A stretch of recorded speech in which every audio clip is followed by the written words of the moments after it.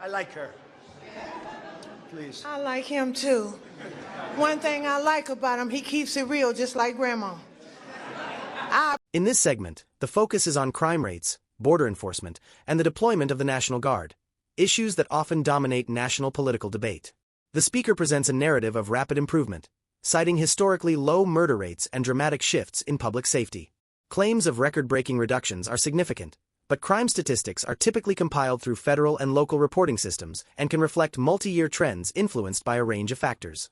As we listen, it's worth considering how political messaging, data interpretation, and public perception intersect in conversations about safety and leadership. Law and order. We need law and order. You know, Washington, D.C. is amazing. It was a crime capital. It was a horror show. A year ago, it was really dangerous, and now it's one of the safest cities anywhere in the country. And we're in Memphis, Tennessee now, where it's like a different world. In 4 months, we've made it safe.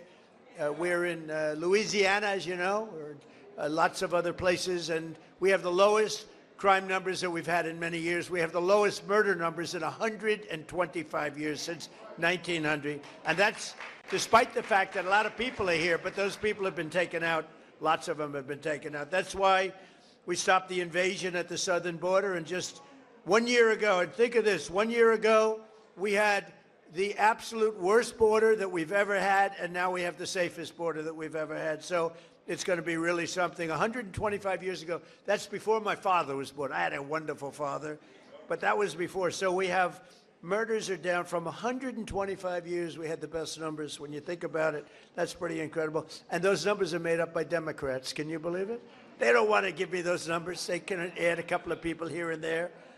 But I've also deployed the National Guard to bring back safety to Memphis and to New Orleans and Washington. And the National Guard has been incredible, and people are safe.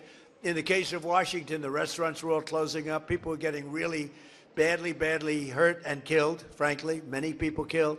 And now you can walk down the street and you have nothing to fear. We have one of the safest cities in the world, and it happened very fast, Bruce.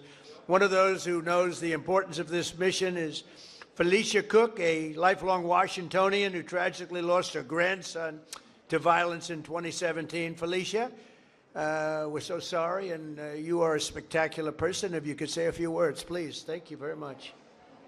Yes, come on. Oh, yeah. Oh, help her up. We don't want any mistakes. Come on. Thank you. Yes, you can. Thank you. The tone shifts here from statistical claims to personal testimony. Victims' advocates have long played a visible role in shaping criminal justice debates, particularly when lawmakers consider sentencing reforms or public safety legislation. While emotionally compelling, proposals such as mandatory life sentences raise complex legal and policy questions, including judicial discretion, prison capacity, deterrence research, and constitutional safeguards. Historically, crime trends fluctuate for a variety of reasons: economic conditions, policing strategies, demographic changes, and broader social factors. The question for viewers becomes, should individual experiences drive sweeping policy changes, or should legislation rely primarily on aggregate data and long-term research findings? How do we balance empathy with evidence?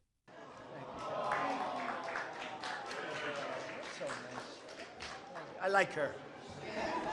Please. I like him too. One thing I like about him, he keeps it real just like Grandma. I appreciate that because I can trust him, because he tells exactly how he feels and what he thinks. Thank God for this president.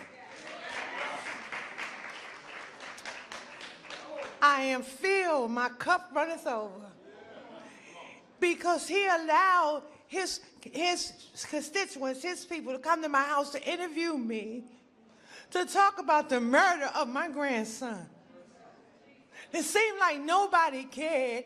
I'm an advocate for murder. I marched.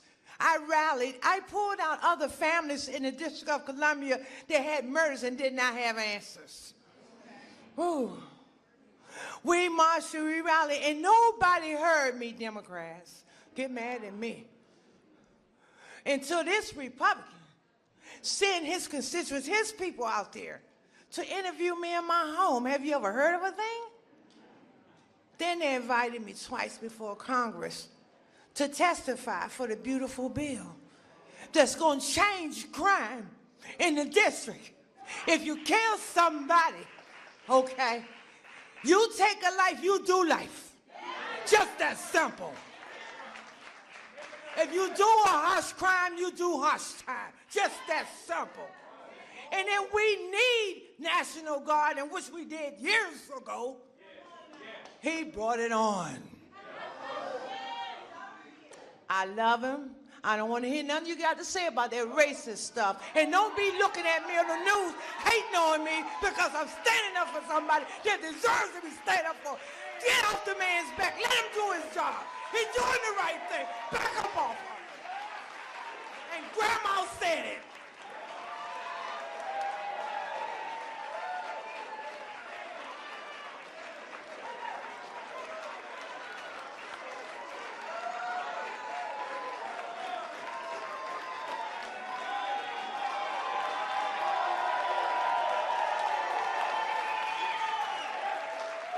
Wow.